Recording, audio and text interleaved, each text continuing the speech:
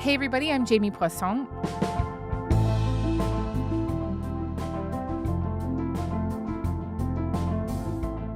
As part of the federal government's AI strategy, hyperscale data centers are being built across the country, with many more projects being proposed. But a lot of communities are pushing back. Last week, Hamilton, Ontario was at the epicenter of that fight when it almost became the first city in the country to put a moratorium on the construction of any new data centers for a year. And when City Council voted against it, people were not happy. Appreciate all the voices of the City of Hamilton residents that have been participating in this for some time now. We now have... They're not alone. A recent Angus Reid poll reported that 68% of Canadians object to a data center being built near them. Paris Marks is a tech journalist and host of the podcast Tech Won't Save Us. He's got a book coming out in October called Hyperscale: The Ambition and Excess of Big Tech's Data Empires. And in it, he argues that the generative AI race and the rapid construction of data centers to power it are pushing our planet past its breaking point. We're going to talk about what the data center boom and the revolt against it looks like here in Canada. Paris, hey, it's great to have you back on Front Burner. Thanks so much for making the time. Absolutely. It's great to join you. Okay, we have talked on the show before about how Canada, much like the US and other parts of the world, is seeing this data center boom driven by the rise of AI. But now, thanks to this report that came out from York University, we actually have some concrete numbers. According to York, we have 194 active data centers across Canada, and 5 of them are what are called hyperscalers, the kind that is large enough to draw enough power to train and deploy AI models. This is the number that really stood out to me. 96 more hyperscalers have been announced or are already under construction. That is a massive increase from 5 to 96. Talk to me about how much of an undertaking that is and the kind of widespread impact it could have. Yeah, it's really significant, right? And there's a reason that these data centers are increasingly drawing the ire of the public, not just in Canada, but in the United States and other parts of the world as well. Because when you build one of these massive data centers near a community, they draw a lot of electricity. In many cases, they draw a lot of water. There can be impacts on the people who live around them when you think about noise pollution and those sorts of things. And that's not even to talk about the climate impact too, right? If you're powering this with fossil fuels, there's going to be a lot more emissions that come of it. And obviously that is a big conversation in Canada today, as we're seeing more focus on oil extraction and pipelines and those sorts of things. And data centers are very much part of that conversation. Mm-hmm. Meta just announced that they're building, or that they plan to build, their largest data center outside of the US in Alberta. It'll cost $13 billion and will be powered by a new natural gas plant that'll produce more electricity than what the city of Edmonton uses. This is one of the largest private sector investments in Canadian history. This is a success that goes beyond low taxes and less red tape. Alberta is the ideal North American spot for data centers, thanks to affordable electricity, flexible power generation, a cooler climate, a skilled workforce, and lots of homegrown expertise in AI. What do you think that announcement tells us about Canada's embrace of large-scale AI projects and where things are kind of headed here? Is really staggering, right? To see the scale of the project that's announced, but also how they're very open about the fact that natural gas is going to be a big part of what is powering this, right? I feel like when we have heard, say, Mark Carney and other members of the government talk about data centers in the past, part of the argument has really been that Canada has a clean electricity grid, so it's okay to be building these data centers here in Canada. As our industries expand, our economy grows, AI accelerates, electricity demand in Canada is expected to double by 2050. So we will double our grid. That's the headline. Canada will double its electricity generation over the course of the next 2 decades. But the reality is that many of these projects are being slated for Alberta, where they're actually going to be powered by natural gas. And that's going to mean a lot more emissions. And so the model that Meta is planning for Alberta is very much something that we're seeing in the United States increasingly, where gas power plants are being kind of co-located with data centers in order to power them. And the notion that these are all going to be powered by renewables or nuclear energy or something like that is, really increasingly something that is not being taken credibly. And gas is a big part of that story. I want to ask you about Alberta specifically because that York University report says that of all the proposed and under construction projects, Alberta will be home to 90% of the country's data centers. Why? Why is Alberta specifically such a hotspot for the boom? So there are a number of reasons, right? And part of what I've heard is that the land is kind of easy to get there in order to build something like this. The government is also very open to attracting these projects, in part because it is looking for a new market for natural gas, right? Obviously it's talking about pipelines to bring oil and gas to the West Coast to get it to new markets and things like that. But if it can find a market within its own province and within Canada, that is also very beneficial. And so that's part of the reason why we're seeing those projects being announced there. But I'm sure the government is also offering incentives and sweeteners to try to attract the companies to Alberta as well. Whereas, we're seeing protests in different parts of the country. And to be honest, we're seeing it in Alberta too, just maybe not to the scale that we might see in the future.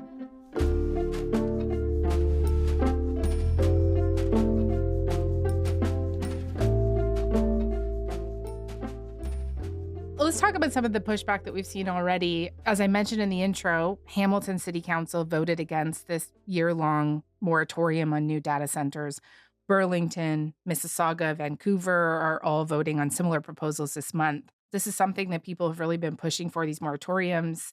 Other cities around the world have done it. Monterey, California, Dublin, Ireland, New York became the first state to do so. What does a moratorium accomplish? Why do people want them? Yeah, a moratorium is a pause, right? Obviously there's a lot of concern about what these infrastructures mean for communities. The industry really wants to build these out really quickly, get them approved really quickly, get shovels in the ground, excavators going, on a really rapid time scale in order to build these out. And communities are saying, let's be certain that this is something that works for us, right? That there's enough of a benefit to justify the cost to the community that comes along with it. Let's make sure that proper planning rules are in place. This is part of the concern in Hamilton, of course, and also the concern that we see in New York. But also in some cases, it's to make sure that the grid can actually handle it. In Dublin, for example, that was the concern over there. It was really the energy utility saying, we can't connect more of these data centers because it is a threat to the grid itself. We don't have the electricity to power them. More than anything, it's to say, let's make sure we can do this properly, sustainably, in a way that we are kind of collectively okay with. And that means maybe sometimes taking some time to put the regulations in place in order to make sure that can happen. And maybe that means that data centers still get constructed on the other side of that moratorium. Or maybe the determination is, data centers just are not a good fit for our community and they shouldn't be built at all. I imagine a pushback to the moratorium is that essentially it takes you out of the mix, right? That this is all moving fast and that you could miss this big investment opportunity while you're trying to make these guardrails. Hamilton, for example, has been hit quite hard by the US tariffs on steel, right? And just what do you make of that argument? Yeah, I think it's certainly one that we're seeing. I would question, whether it is an accurate one. Certainly, there are a lot of governments and a lot of councils and communities that want to get on board with the next big thing, right? And that hope that a data center will mean not just kind of the investment in the data center, but more investment to come along with it. The city of Hamilton is in a serious economic decline. We have steel companies that are literally on life support. I can't be a councillor that says, you know what, to hell with $2 billion worth of new investment in the city of Hamilton, because we want to ask for an interim control bylaw that's going to bring us right back to where we are today. If we think about these hyperscale data centers, there are a lot of jobs in the construction phase, but many fewer in the operation phase. You don't actually need a lot of people to keep one of these massive data centers running and operating. And then the other question is tax revenue, right? How much tax revenue are you actually going to get from one of these data centers to justify, again, the cost that comes with it, but the potential impacts on the community? One of the things that we've seen in the United States, for example, is poorer communities are more likely to allow them to be built there because they're more desperate for the tax revenue. And so you can see the companies kind of taking advantage of that.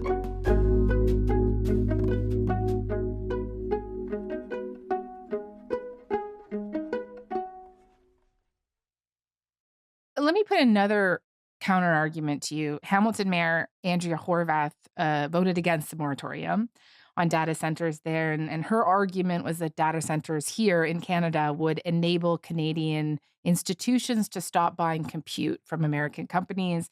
This is the sovereignty argument. And it is based on the need for our universities and colleges and other researchers and innovators in the not-for-profit space, particularly, to be able to have computing capacity for research to be undertaken without having to buy it from the big bad U.S. providers that they are currently now buying it from. And so, yes. How would you respond to that argument? Yeah, there is definitely something to it, right? If we're thinking about a metadata center, I'm not sure that's really making much of a difference there, right? We're making this sacrifice, putting all this electricity in for a company like Meta. In the case of Hamilton, even if it's a Canadian company that's building the data center, the question is like, what is the cost and how much, computation do we actually need for the types of things that we want to do in Canada? And are we trying to replicate exactly what, say the US tech companies are doing, or in trying to be more sovereign, less dependent on US tech companies, are we also thinking that maybe there's a different way for us to approach technology in Canada that provides more of a public benefit? And maybe that means, we're not so reliant on these generative AI tools where I would say the verdict is still out as to whether they're really worth the cost that comes with building them and paying for them and all these sorts of things, as we see more reports on the questionable return on investment that companies are having as companies are now pulling back on their AI spending. And plus we see these reports about the impacts on society more broadly, right? Effects on critical thinking, people's mental health when it comes to dependence on these chatbots, not to mention the effect on the information environment when you have so much kind of false information, AI generated information that is flooding social media platforms and things like that. So I think we've still yet to see whether the generative AI moment makes sense. Then connected to that, whether it makes sense for us to really be putting all of our eggs in the basket of building out these massive data centers, if a few years down the line, maybe they're not going to be as useful as we hoped at the moment when everyone was excited about generative AI. In the intro, we heard sort of how angry people were at the council vote, right? 1,688 people submitted comments to the city on this issue, and that broke a record. Are you surprised by how much people are starting to get galvanized by this issue? Not at all. And, I think it took a little bit of time to come to Canada. Like we've been seeing this in the United States for a bit longer because they basically just have more data centers down there, right? So more communities have been feeling this earlier. But now that more of these data centers, as you said, 96 being proposed at the moment, it's not a surprise to me that people are concerned about hearing them being located in their own communities if they're not sure what it's going to mean for their access to water supplies, if it might affect, their electricity prices, if it might mean noise pollution from the air conditioning units running on top of the data centers, or light pollution from the big floodlights installed outside of them. And so there's many reasons, I think, for communities to be concerned about this, especially when we're not sure, whether the big justification is really going to pay off at the end of the day. I just wanted to know, there are other parts of the country that are kind of tapping the brakes a bit more. Manitoba Premier Wab Kinew announced that a data center pitch to go on a patch of farmland just south of Winnipeg would not go ahead. The very limited economic benefits for this project do not outweigh the serious environmental concerns. So we've taken a look at this project. We've taken a look at AI more broadly, what's happening across North America. And these hyperscale data centers don't appear to be in the best interests of Manitobans. Why? At least the proponents. This move came after a fair amount of local advocacy. Nova Scotia Premier Tim Houston has also said that they are not considering any data center projects right now. There wouldn't be a commitment to a data center unless we could fully supply the energy without any risk to Nova Scotians. It would only be something that could be done safely and that would benefit Nova Scotians. We wouldn't put Nova Scotians' grid at risk and we wouldn't put their health at risk. Do you think that these local movements are proving to be successful? What do you attribute to these different reactions across the country? I think that without the local opposition that we're seeing, we really wouldn't be seeing these responses from the premiers. We wouldn't be seeing the, potential of moratoriums in different communities around the country. It really wouldn't be a conversation, and we would just be full steam ahead on, letting these data centers into our communities. Mhm. Obviously the one in Hamilton didn't move forward, but I would not be surprised if in the coming months we start to see more communities looking at this, and other ones kind of passing into law. And I would also not be surprised if we see more opposition in Alberta, where so many of these projects are being slated, right? Because there are legitimate reasons for people to be concerned. And at a certain moment, that means that their politicians are going to have to listen to that. But then, the provinces are say closer to the federal government. And part of me Mhm. wonders, if at a certain moment the federal government has to respond to this much more than they have, up to this point, as well as the opposition grows, as we see in the polling. Hundreds marched from the Vancouver Art Gallery towards City Hall, calling for 2 planned AI data centers to be stopped. As the size of this rally shows, there are certainly people who care. Protesters say the public hasn't been given enough information about the environmental impact of the data centers, especially how much water they could use. Let's talk about the federal government, because absolutely the federal government is pursuing a strategy right now that is very pro AI, pro building data centers. Question isn't whether AI will transform our lives, it will. AI is already changing how we work, how we learn, and how we connect. The question is, will it improve the lives of all Canadians or benefit only a few? And that's why we must take a positive, pragmatic, and prudent approach that builds safe, reliable, and sovereign AI for workers and businesses, for Canada, and for our allies. So we're pleased to launch Canada. A couple months ago, they announced in Vancouver these AI factory projects would be coming to the city, and they are actually part of the federal government's enabling large-scale sovereign AI data centers program. Just talk to me a little bit more about how you think the federal government's AI strategy is looking to handle the growing backlash here. I don't think it's really looking to handle it very much, right? I think if you look at the AI strategy and what the federal government is doing, it's very much focused on the adoption of AI, right? Trying to push people to use these tools, trying to train them to use these tools, trying to, train young people to go into businesses to get them to adopt generative AI tools, right? This is very much part of the strategy. Our strategy has 3 guiding principles. And the first is trust. We will protect your data, your privacy, and your children. Second, opportunity. We will empower Canadian workers, Canadian businesses, Canadian students with the tools to expand their knowledge, their expertise, and their futures. And finally, sovereignty. We will reinforce Canadian sovereignty so Canadians can make their own choices on how AI is built, governed, and used.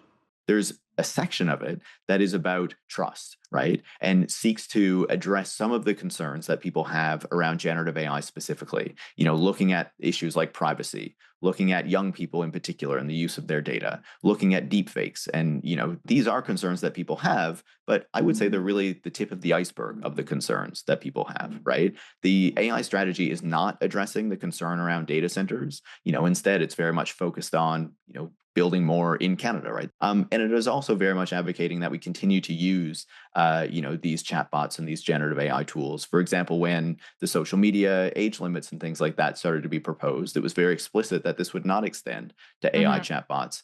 I think what we see from the government is a real desire to push this, a real alignment with industry and what industry wants. I think we're still waiting to see whether they are going to have to respond to that growing opposition that we're seeing from the public, where, as you mentioned earlier, 68% of people don't want to see an AI data center located near their community.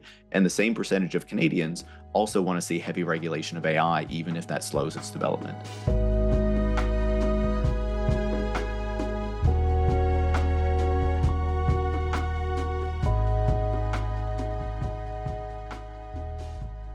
You've been talking throughout about the environmental impacts here, but I do want to drill down on water with you.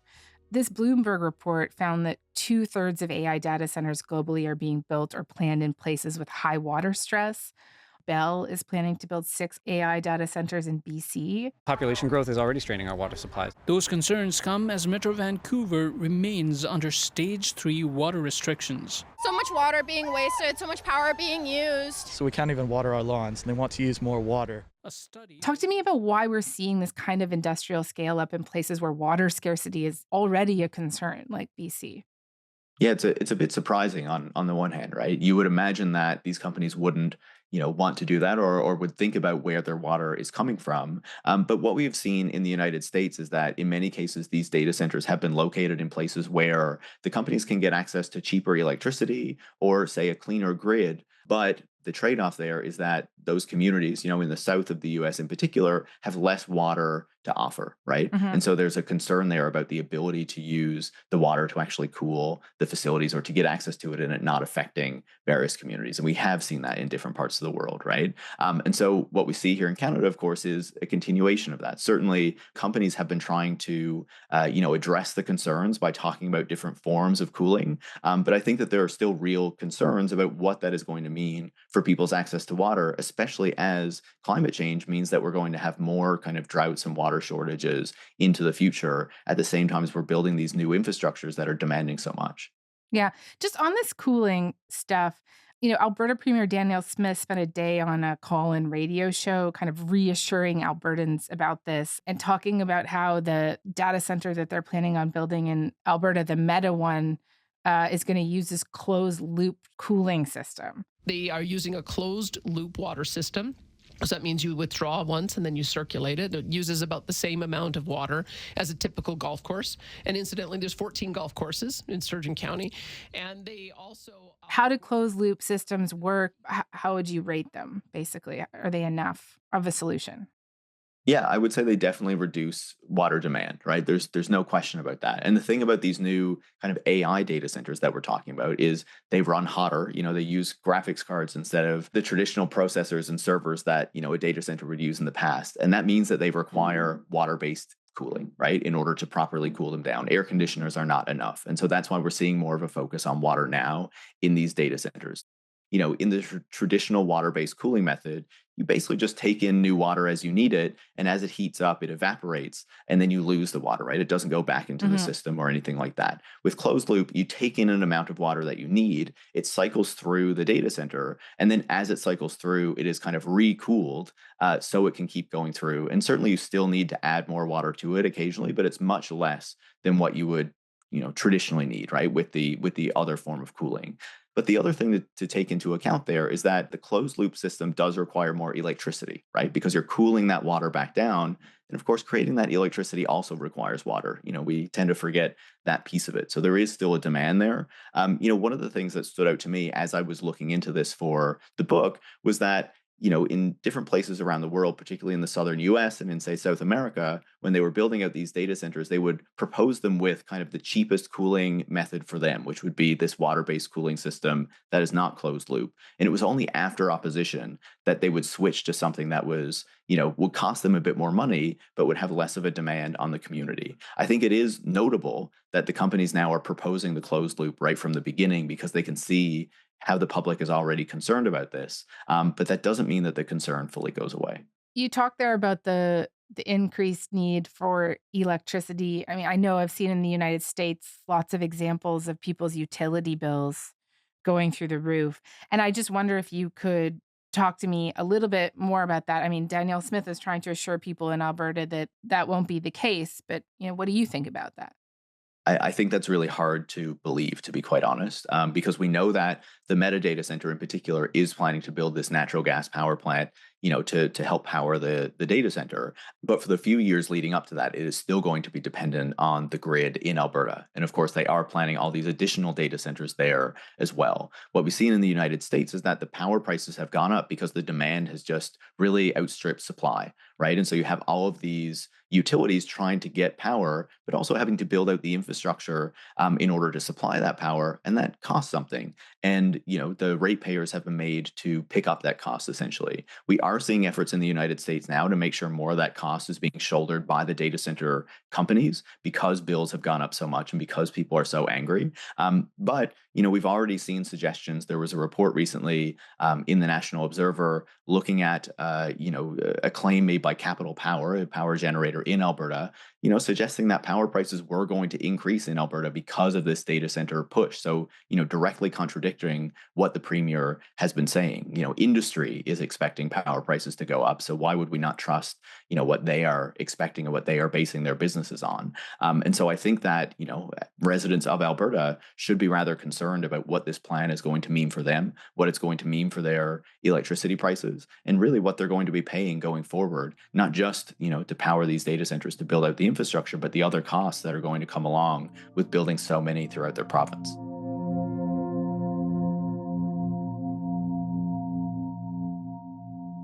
Speaking of cautionary tales from the United States, I do want to ask you about what's playing out in Memphis right now between Elon Musk's XAI and a local predominantly Black community there, represented by the NAACP in a lawsuit, who say that unpermitted methane gas turbines powering XAI's massive Colossus data centers are polluting their neighborhoods. The U.S. Department of Justice is backing Elon Musk and his company, and they're looking to have this lawsuit dismissed. And, this might be a more extreme example, but considering the amount of support that tech giants are getting from the federal government and provinces like Alberta to build data centers, coupled with the kind of power and resources that we see this industry already has, do you worry that the kind of local grassroots people power movements that we've seen so far won't be a match for these forces pushing for this boom? I think challenging anything like this is always difficult, right? And that, individual communities, individual groups who are pushing back against these things are always going to face, really powerful opposition, especially when we look at some of the most powerful companies on the planet, like Meta, who are building out these data centers. But I really don't think that's not a reason to do it, right? Because, if the opposition is not coming from these communities, and hopefully these communities kind of banding together to create something, more across the country to advocate against this, then who else is really going to do it at the end of the day, right? That opposition, I think, is essential to really get the conversation started. And I would argue that without that, without those local movements, we wouldn't see Hamilton considering a moratorium. We wouldn't see other parts of the country questioning whether data centers are right for their communities. We wouldn't see the premiers of Nova Scotia or Manitoba questioning data centers in their provinces, right? And so I think in just a short period of time, actually, there has been a lot of progress that has been made by local people pushing against data centers planned for their different parts of the country. And I think that in the months to come, if that keeps up, then that pressure could be felt higher and higher, into the halls of power, into the federal government as well, because at some point they will have to respond, if the public is angry enough about this. Paris, this was great. Thank you so much. Appreciate it. Absolutely. Great to speak with you.